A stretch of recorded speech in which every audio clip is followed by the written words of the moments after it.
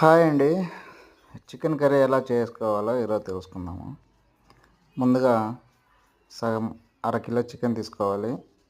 ఒక చిన్న బాండీలో ఆయిల్ తీసుకోవాలి. ఆ మసాలాకు కావాల్సిన దినుసులన్నీ కొన్ని కొన్ని ఒక టేబుల్ స్పూన్ అంటే మనం తీసుకున్న క్వాంటిటీని బట్టి తీసుకోవాలి. కొంచెంసేపు ఆయిల్లో నూనె వేగిన తర్వాత ఇలా ఆనియన్స్ వేసుకోవాలి. అవి బాగా రెడ్ కలర్లో వచ్చేంత వరకు ఫ్రై చేసుకోవాలి.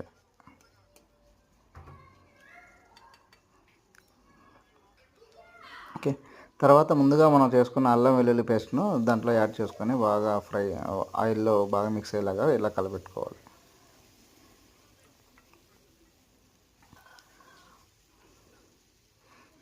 ఇప్పుడు ముందే క్లీన్ చేసుకున్న చికెన్ను బాండీలో వేసుకొని బాగా కలిసేటట్టు కలపెట్టుకోవాలి.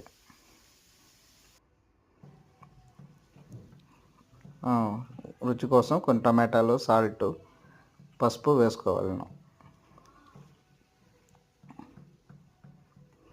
బాగా ఉడికేంత వరకు అలానే వదిలేయాలి. ముందుగా మిక్సీ జార్లో పెట్టుకున్న మసాలాను కూడా కలుపుకోవాలి.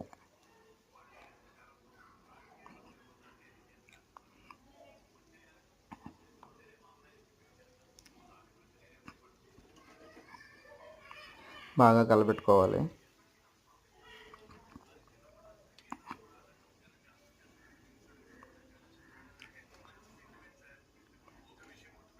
కొద్దిసేపు ఉడికిన తర్వాత బాగా సిమ్లో పెట్టుకొని కొద్దిసేపు బాగా ఉడికించుకోవాలి.